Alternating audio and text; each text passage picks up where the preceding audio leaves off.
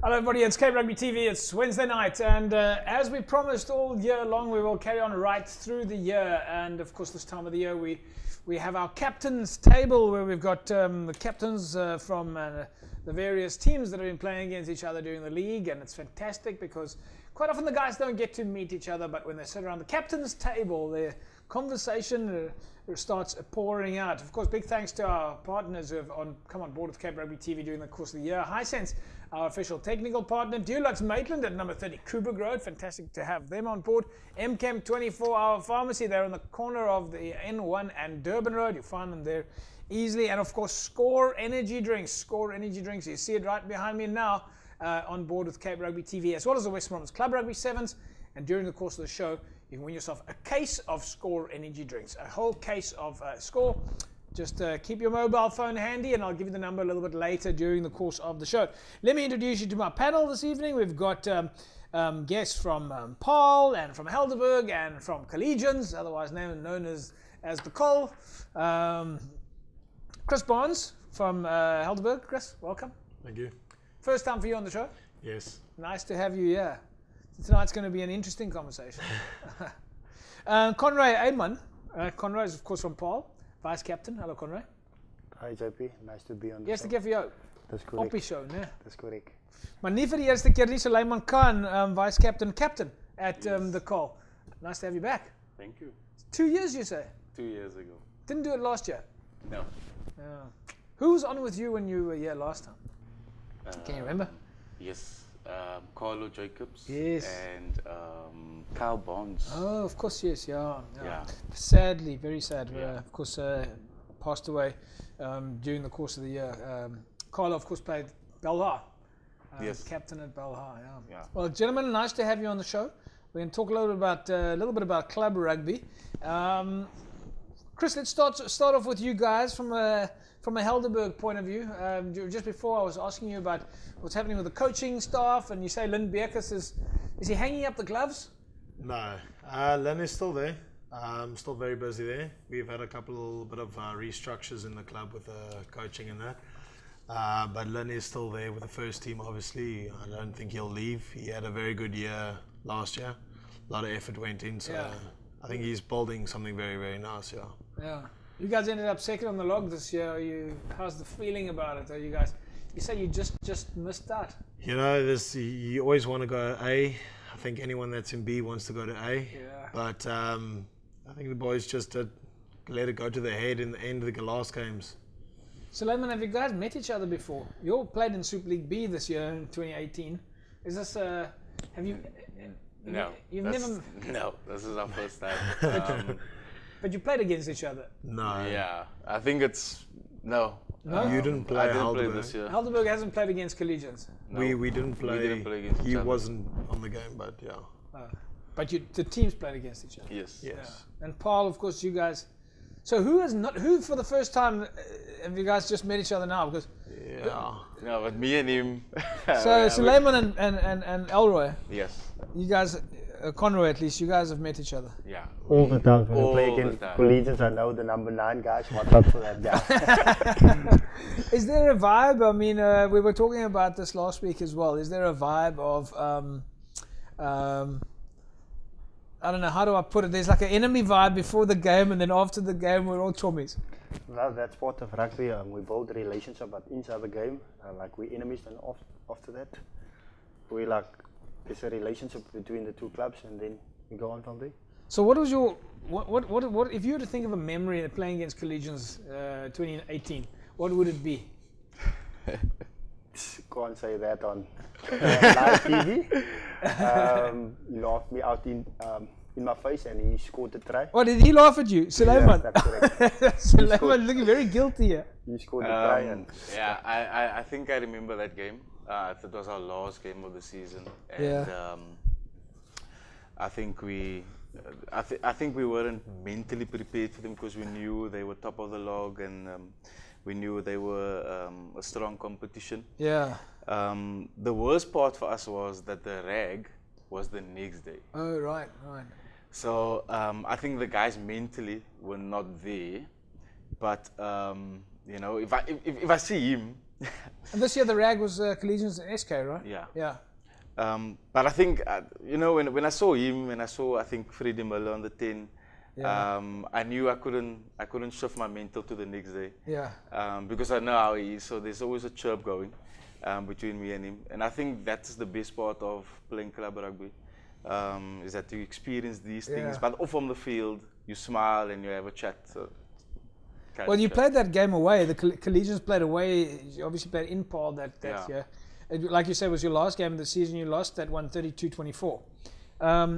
What was going on? I mean, when you said the rag was the next day. I mean, isn't that a little bit heavy for the players? I mean, that would have been a much bigger game for you guys, maybe thinking about the rag, because Yeah. at that stage of the season, you're probably lying at 6 or 7 on the log.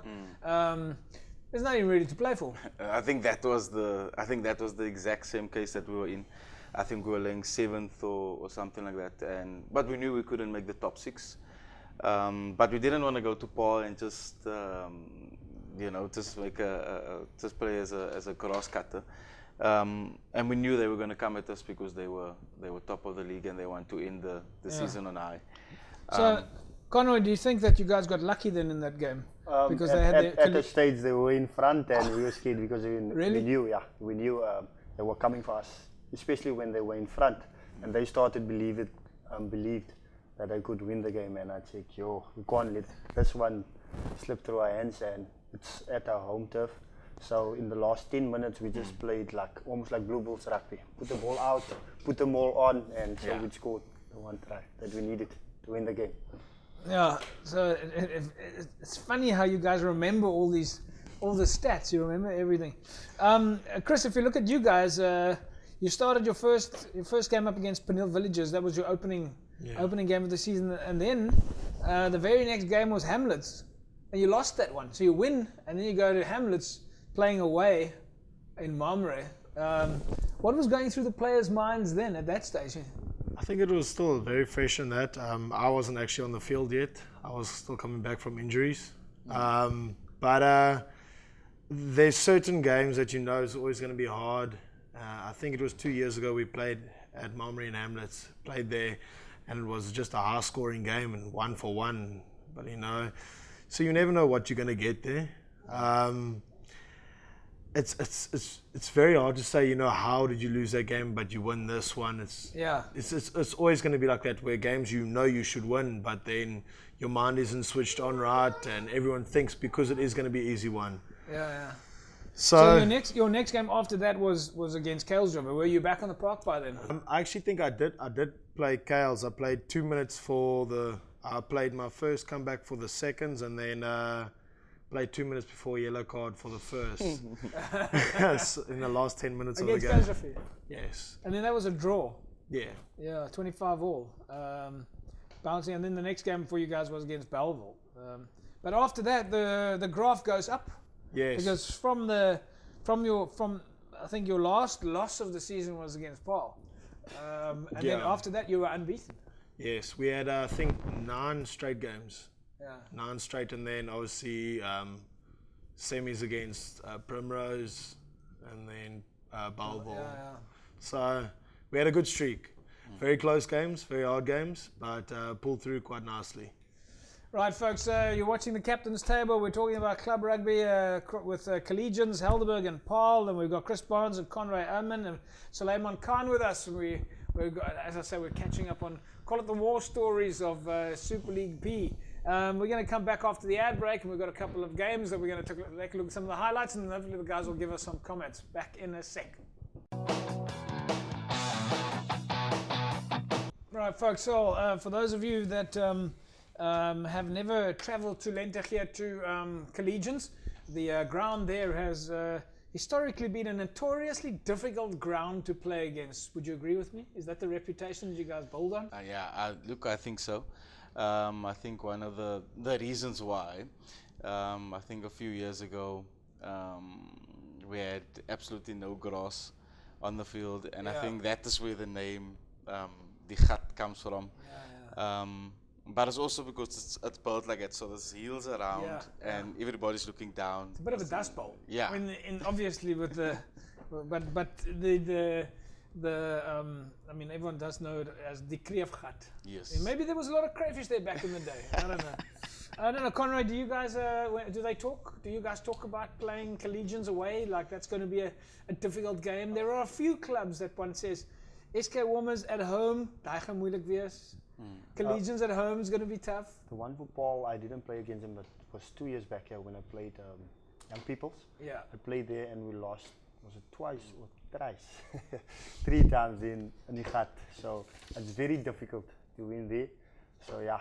Well, this year, Helderberg, Chris, you guys had collegians at home. Yeah. Have you played collegians away yet? I think we played at Police Fields last year. Why did you guys play at Police Field? Was it because of the drought? I think it was something like that. Yeah, we played at the Police Fields last year. Yeah. But as I said earlier, collegians is, you never know what you're going to get on the day. The excuses people will come up with just so they don't play collegians at home. They can play at the police where they think it's going to be safer because... You know, there's always chips, but there's a lot of other things in rugby as well. And collegians is, you know, it's always going to be one of your harder games. They run at you at full force. So Lehman, I mean, collegians this year, you guys ended, I think, number 8 on the log. Yeah. But if we look at the graph, so to speak, collegians is getting stronger and stronger every year. I said this last year, I think. I said that the players, they just look bigger, they look stronger, they look more physical from the previous year. Yeah. Looking at from the outside, it does look like collegians just getting better every year. Yeah, I think with our youngsters, I know what they're looking at. Or if we look at club rugby today, it's different to how it was 10 years ago. Yeah. 10 years or 20 years ago, you didn't need to get yourself in the gym. You didn't need to get your nutritional stuff, supplements. Over the years, you need to. So currently, right now, guys are getting themselves in the gym, Zone Fitness, Virgin Active. And also they're using the proper supplements, you know. So I think the guys are getting bigger. I think the guys are getting stronger. The thing that we are lacking, I think, is in height. I don't think we got the height, but we got the speed and the skill. So I think that is where we just need to find the connection. But collegians always been known for the speed. I mean, we know that if you make a mistake, I don't know, Chris Conroy, you know that if you play against teams like Belleville, Collegians, Hamlets, if you give them half a sniff of the ball, the guys are going to tear you to pieces. They just play experimental, expressive running rugby. I don't know if you guys... Any loose ball. The one team I like, they call it the Geel Train van Hamlet, CO. Yeah. And if you play in Mamre, I don't know if you can win there, but from number 1 up to number 15, everyone has skill. They run the ball at any part of the field. I know once we played at 40th Street, and you kick the ball like out, and it's one guy. He throws in for himself, and he makes a break, and everyone is always there, and you can't just stop them. It's not the Geel Train. So.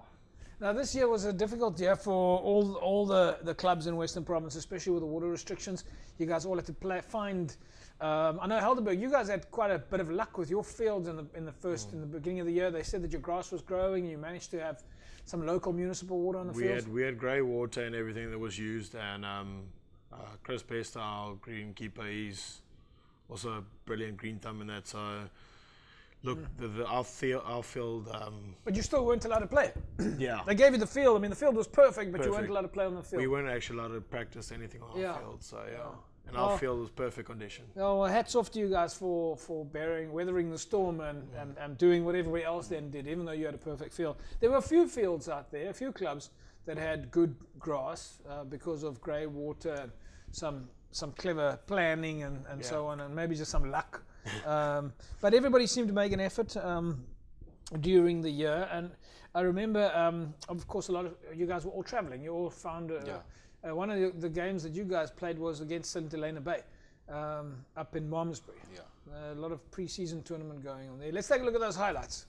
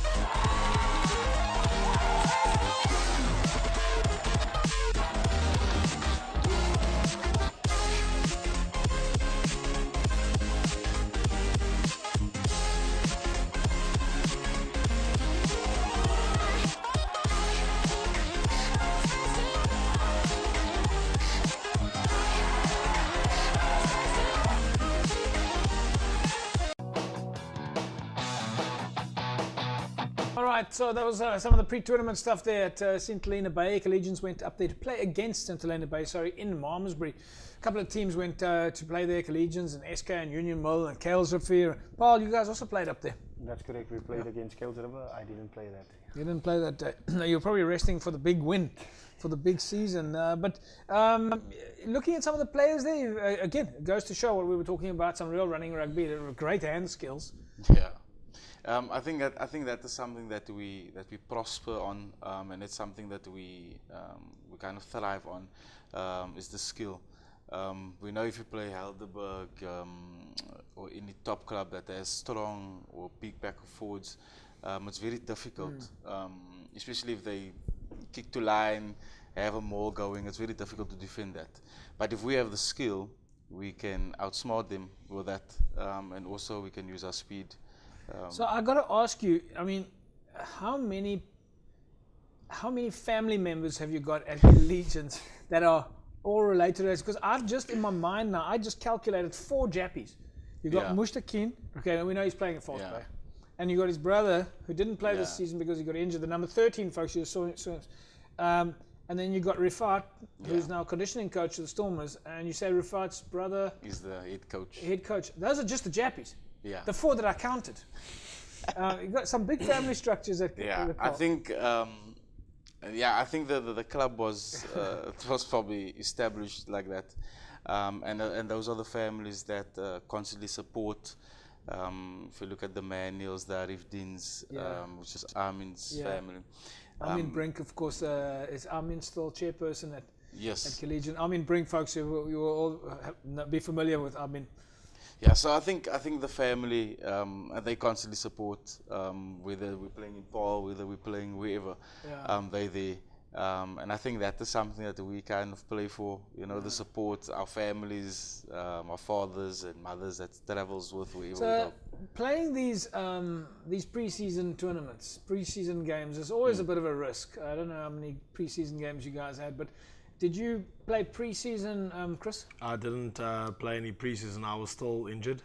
So tell us about your injury. When exactly did that happen? It actually started in under 21. I've had ankle problems, both ankles, since under 21, end of under 21. I stopped for 5 years and actually came to Cape Town from Eastern Cape. And then first year was good. Second year I encountered about 5 new injuries, including ankles. Yeah. And then third year just carried on the count. How are the ankles now? I can walk. Well, that's a good thing. Yeah. All right, so we're on the positive side. Yeah. Look, I'm known probably to be more strapped than your soft backline players, but I get carried through in the end. Yeah, I use a couple of rolls a game, but it holds everything together. I think it keeps it all together, yeah. Well, I think you're just giving away some of your. If you were in my sport, I'd be looking for that. Yeah. All right. So I've now lost track of my thought process here. But talking about injuries, you lost 1 or 2 major players, Collegians, in the pre-season. We had Abu Bakr Jappi, which was our captain at the time. Yeah. He had a knee. I think it was meniscus or something, or ACL. I can't remember. And then we had a lock, 8-man. He also got a knee. So we had kind of key players that was injured at the time. Yeah. I remember this game, St Helena Bay, we didn't have props, so we used a centre to play on the prop. And he actually did well, but complained afterwards because of his neck. I've experienced that as well. Don't know why I did that back in the day when I was weighing about 60 kilos. Conroy, on your side, injury guys, I mean, how did your season go? I mean, you must have kept it together strategically quite well, because you ended up winning the league, getting promotion. Paul's and you ended up winning at the score 7s as well. You must have managed it fairly well. Like this year we got a new coach, Herman Musimla, brought in some new structures, and we have also conditioning coach, Jaluka. So we need to follow his rules and do everything that he says, and that's why we didn't have massive injuries, maybe just guys that was out. But every time you need to play for your position, because you was never guaranteed a position. So that means next week you come again, you need to fight for your jersey. So the structures was in place, and that's why I think we clinched it for the league. You manage those injuries. That's correct, yeah. You got to obviously try and play strategically and use your bench, use your second team. How are you guys this year? You mentioned earlier on that depth is key, Chris. If you look at Marty's and so on, who we were talking about, we're going to get into some of the statistics in a second, folks. But you mentioned, you mentioned that how important it is to have depth. So what we started looking at, we've already started meetings and everything now to start looking at the new year, next year, new season and everything. And our main goal now is to have depth. Your under 20s, where there's only one team, but think that's the future of your club, Yeah. Obviously, with the drought this year, thirds, we lost a couple of guys. But our seconds, we had very, very good seconds. A second team that could back us with injuries. Obviously, me being in and out now and then, and a couple of other key players and that. But we had some good depth going in the seniors. You mentioned that you lost players, the thirds players. Is that because there was only two teams playing? Basically, two teams. So, First and seconds, our first, seconds, and then how do you accommodate another 30 guys and that, it's a bit of a problem we had this year. Yeah. But you bring them in, a little bit of fourths fun and everything, so we'll see what happens. Yeah, well, I think you guys had a great season. If I look at your results, as I say, you were unbeaten pretty much right until the end there. You only lost those two. Well, you actually only lost 4 games in the season. Yeah.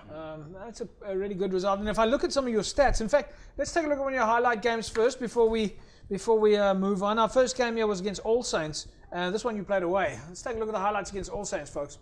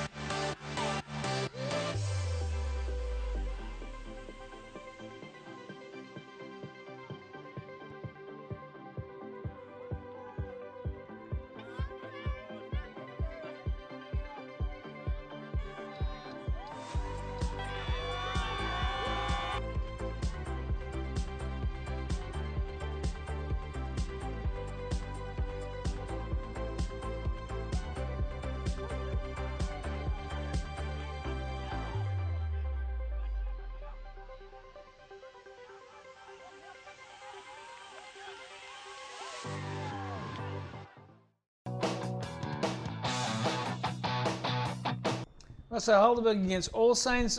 Chris, would you have considered that to be a bit of a derby? Yes, down the road. Yeah. Anything down the road or in 2-minute traveling, we know it's going to be big. But they're also not an easy outfit. I mean, they're also running rugby, make a mistake, and they'll pounce on the opportunity. And speed. Yeah. Speed is key for them. I think we had in forwards we had definitely a bit more size in some areas, but lethal speed is. I'm super impressed with how you were watching during the clip there, but how you were referring to the players. You knew every player's name, even some of you guys. Conor, I think you recognized some players there. Yeah, that's why I said that this is my 4th time that I played against Heidelberg. Yeah. And every time when I play at Heidelberg, I won 3 and lost 1. Last year we got a beating, and this year we hand out the beating. So yeah, that's one of my favorite fields. I mean, it looks like you guys, for you to know every player intimately like that, there must be a good vibe.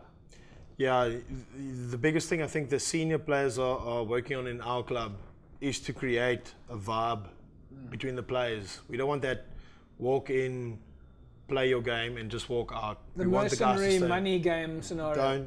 Don't worry about your money. we want to build a nice vibe around our club. Yeah. And actually be make it more a family orientated club and everything. I know you married, not yet.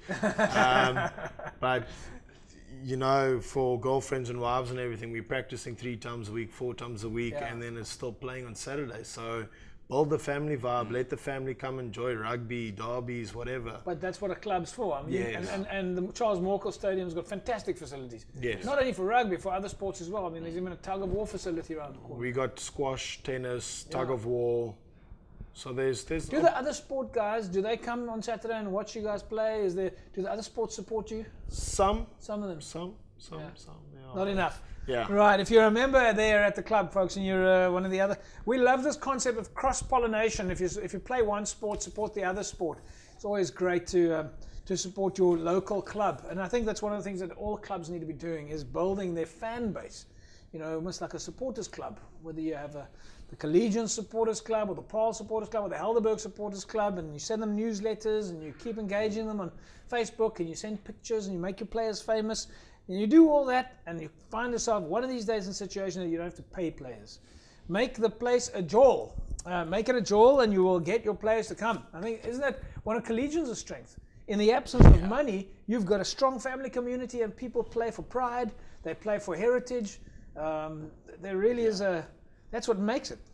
I think it's a cultural thing, but it's also a family thing, and I think I don't think the clubs would move to any other direction than that, just because it is a community club, so anybody's welcome.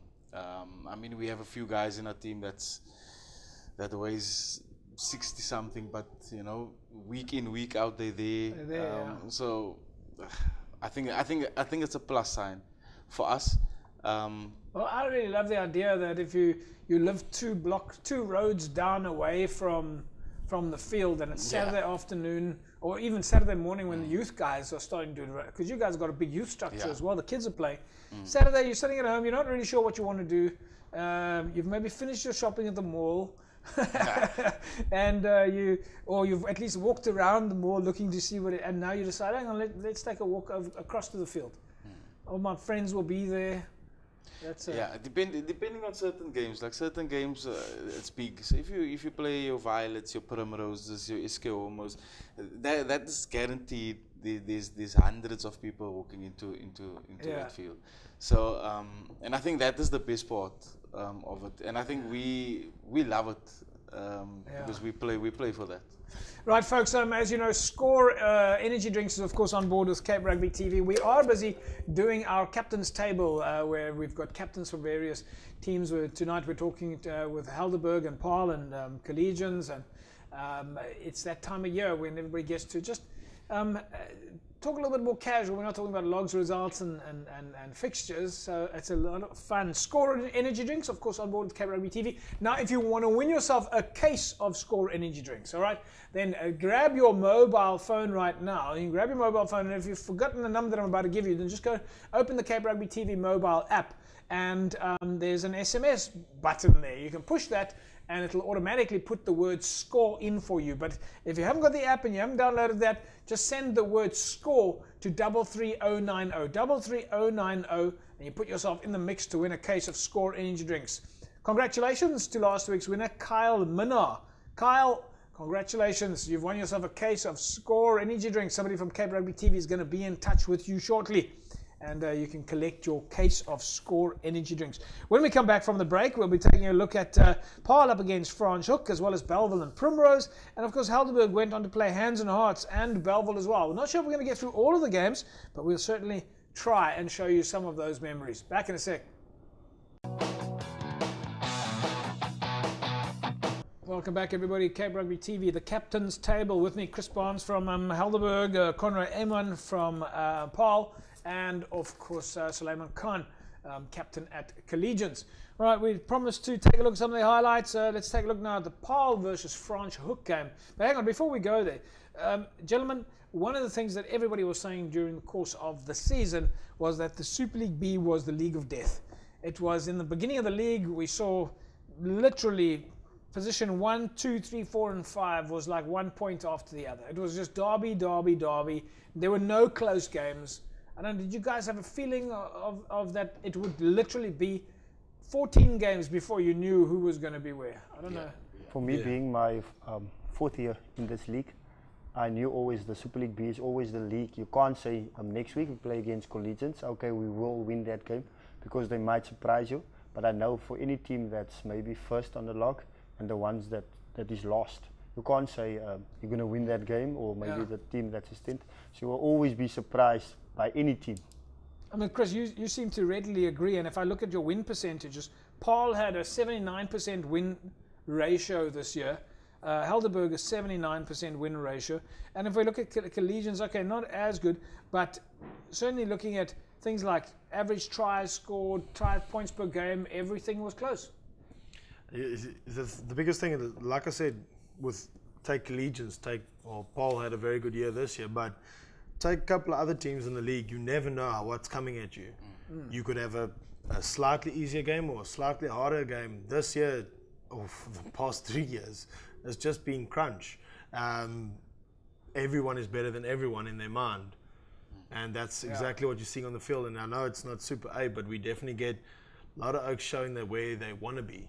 But any one of the top 5, 6 teams could have gone through to promotion this year. Yeah. I don't know if look, I think with this league, I think it's very unpredictable. So you can't really put your mind to it that this team will win the league or this team will do this. And it's very difficult. It might look easy at first, and if you look at it, you think, okay, you stand a chance here. But in actual fact, you don't. If I recall correctly, we played Hamlets at home, and we led them by about 2 tries or something, and they came at the death, last 5 minutes, and drew the game with us. It was tight games week in and week out. And if we look at some of those teams, Hands and Hearts, Kraaifontein, All Saints, Penil Villages, and we just looked at the Helderberg All Saints game. It went not exactly down to the wire, but it was a close game, or at least a tough game. Hamlets, Collegians, Young Peoples, these are all teams that it could have gone in any different direction. Let's take a look now at the match between Paul and Franschhoek. Franschhoek has been one of the teams that has been on the rise in the last few years. You remember a few years ago they had a notorious bus accident, and many players passed on out of that very serious accident. And at the time the team was absolutely torn apart. The community was torn apart. In fact, I think the whole of Western Province Rugby was torn apart, and very sad for the loss. And with an immense amount of courage, Franschhoek has just continued to build their community, and probably a lot in memory of that very tragic bus accident. But today, Franschhoek is a notoriously dangerous outfit, sitting with 64% win rate. They've put on 534. Folks, you might not know this, but they scored more points than any of you. Franschhoek, 534 points during the course of the season. Let's take a look at the highlights between Franschhoek and Paul.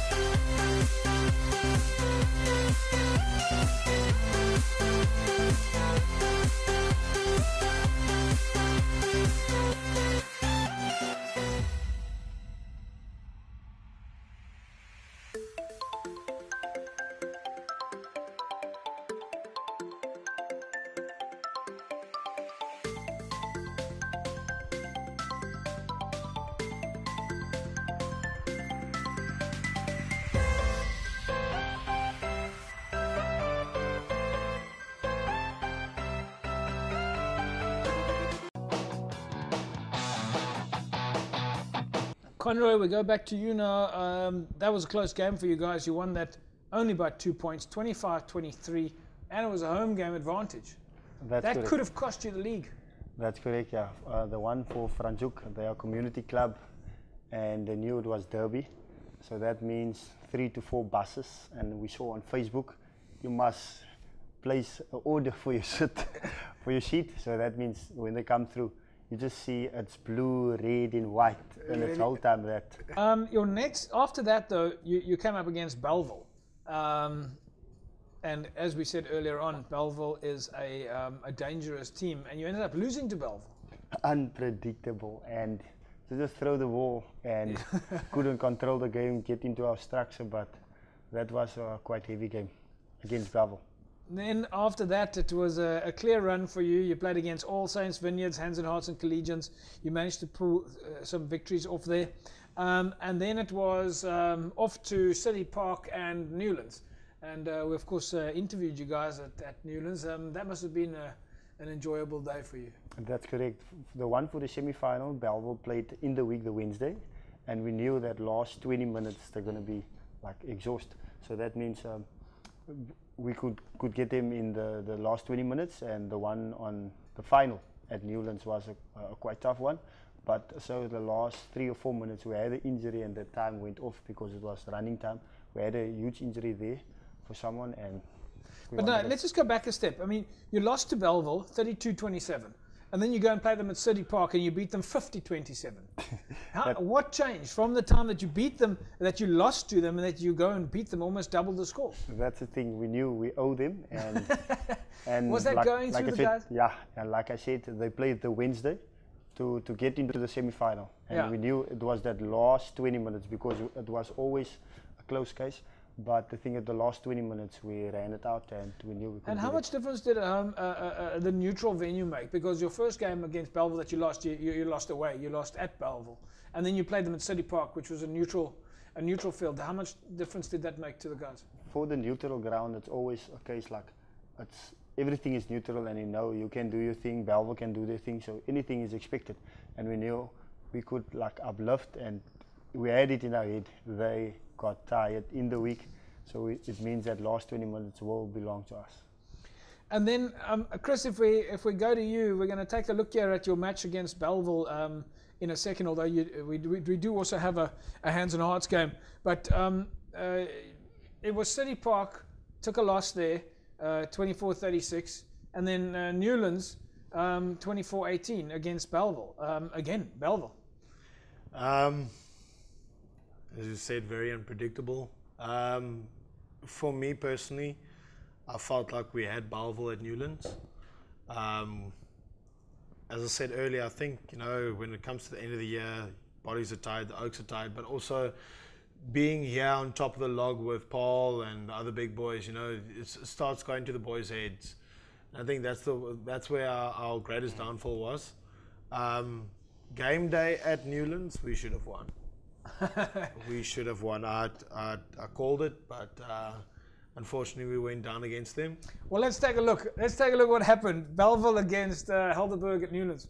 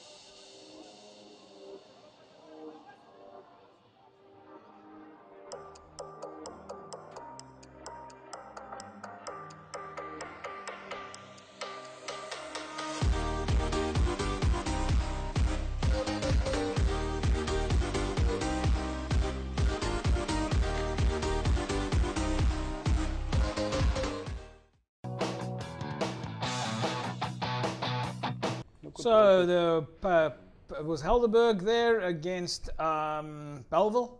Yeah, Chris. It looked like it was.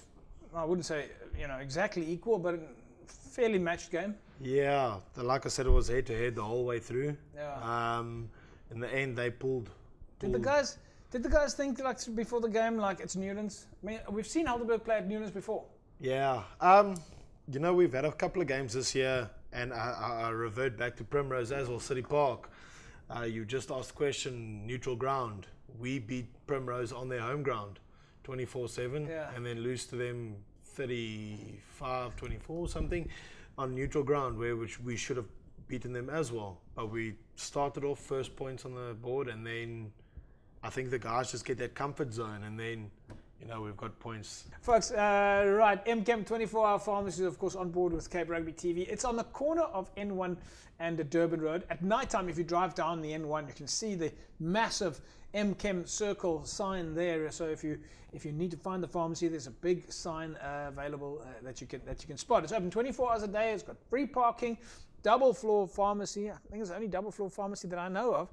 It's got a fantastic coffee shop and a salon upstairs, and of course everything that you need. Great prices, great service. MCAM 24-hour pharmacy on the corner of N1 and Durban Road. We're going to take an ad break. When we come back from the break, we're going to take a look at the match between Paarl and Primrose, also at Newlands. And we'll see if we can quickly touch on some of the sevens. Back in a sec.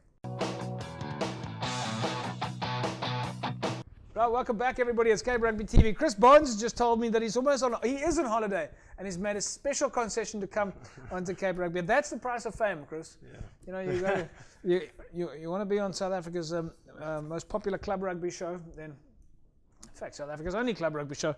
Right, folks, one of the games we went to check out there was of course Paarl against Primrose at Newlands. This was a monster game.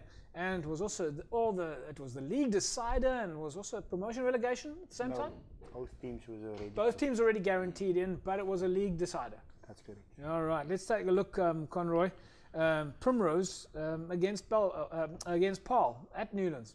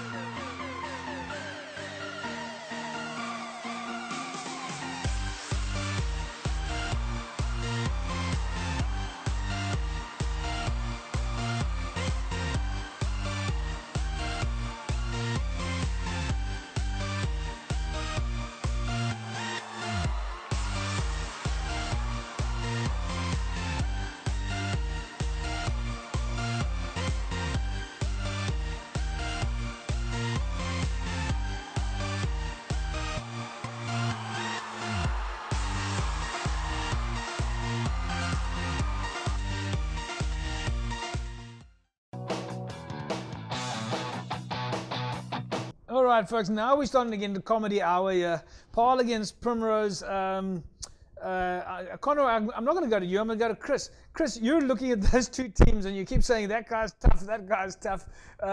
Some good players there, both sides, Paarl and... Definitely. Unfortunately, I didn't get to play against Paarl this year, injured, of course. But Primrose, like we said at City Park, The Oaks keep coming. They keep coming, It yeah. doesn't matter how hard you hit them, they keep coming. And you know, Paul obviously had, we were just saying he got some beef there on the front row there. Big And guys, I think yeah. the Oaks that's what they're wanting. Yeah. They want those big, fast, strong boys in the front there. So Well, if we look at Primrose's stats, Suleiman, also 71% win rate, and Belleville also 71% rate. But you were also on the receiving end of both those teams that we looked at now. I think with Primroses, I think the experience they had of last year, being in Super League A, coming down. So I think they were at the advantage to us. I don't think they won us by much. I'm not sure. But yeah, you know, if you gain experience of the 1A, it's and you move down to Super League B, it's kind of easier because you're part of structure. I think Super League A is more to do with structure, and Super League B is more to do with the loose ball, with more running rugby. That's my opinion. So I think Primroses had that. Was there a time during the season that you realized we're not going to win the league, we're not going to be in the top 3, but the top 6 was what the factor, because you could literally end up at number 6 on the log and still go on to win the league. Yeah.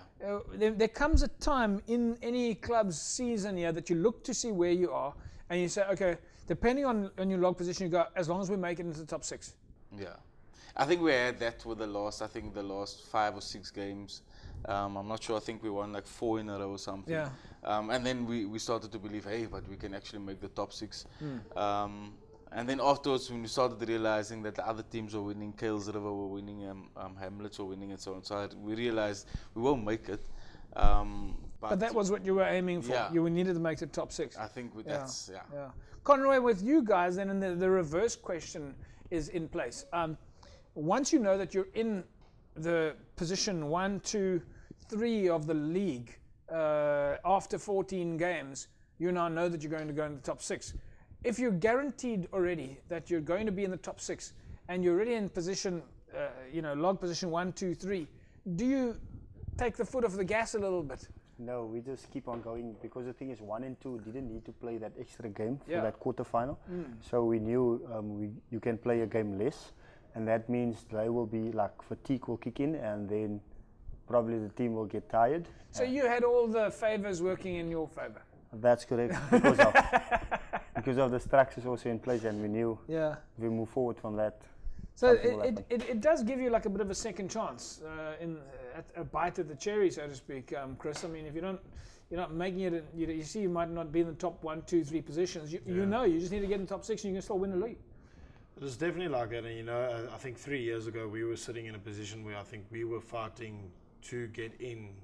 We were looking at actually getting kicked out. I think it was my first year at Heidelberg, and you start looking at points and you start thinking where, and every game becomes a five-point game. You don't have a choice. You have bonus to get points. this. So bonus points important for you guys. That's huge, And in the end of the year, we were running behind them, running in front of them, running behind. So it's everything and everything. Where you can get a break, close to the end, the quarters, whatever it might be. If you had 1 week, it doesn't mean you slow down. You're still training. You're still running. You're running off old injuries. So. Well, that was definitely the case with Super League B this year. If we look at the top 8 teams, all the way down to top 9. In fact, I mean, even down to Rangers, the top 10 teams. In fact, very close margins on log points. Folks, Dulux Maitland is at number 30 Kubrick Road. They've got all your paint supplies that you need. If you need to get your house painted this holiday, then Dulux Maitland at number 30 Kubrick Road, they are open. And they've got paint supplies for you. They will spec your premises and tell you exactly how much paint you need. Dulux Maitland at number 30 Kubrick Road. That's the place to go for your brushes and your paint tinting and whatever color it is that you need. Dulux Maitland at number 30 Kubrick Road. Chris Barnes from Helderberg. Chris, fantastic having you here with us. Thanks. Glad very you much. made it this time. Yeah. And enjoy your holiday. Thanks very much. Have a good one. Yeah, Conroy. I think it's going to be exciting watching Paul in Super League A next year. You guys are going to have your work We are busy cut. with conditioning, so that means we're only stopping on Thursday. Yeah. So it means then early January we start again, because like we spoke earlier, you know, when you come into the league in Super A, the first 4 or 5 games you get the big team, so that means you must be prepared for that one. Yeah, well, I'm impressed to hear that you're doing the off-season conditioning, because a lot of clubs go to sleep, and nowadays you've got to do your off-season during off-season, not during pre-season, and you can't leave it too late. Conrad, great stuff, man. You've been fantastic. It's been fantastic watching you during the year and talking to you and having chances to interview you, and you guys have done really great. It's been fantastic having you. Thank you, JP, for having me on. And Suleiman, you're of course no stranger to Cape Rugby TV, so I don't have to go through all that protocol. But yeah, I hope you have a fantastic festive season, and Thank you. all my very best to Armin and the rest of the family at the call. Thank you so much. Thank you. Right, folks, that's a wrap from us here at Cape Rugby TV. We continue with the captain's table during the course of the holidays, but we just want to urge you that whatever you're doing, remember to be safe on the roads. If you want to keep telling us what your club is up to for our community diary, so that we can tell the people out there what you guys are busy with, whether it be Briarflace or Christmas parties or coaching clinics, and let us know on Facebook. Just use the hashtag #WP Club Rugby, and we will find your post and share it with our Club Rugby community so they can all come and join the festivities at your sports facility. That's a wrap from us here at Cape Rugby TV. We'll see you again next week, same time, same place. Have a fantastic rugby weekend. Bye-bye.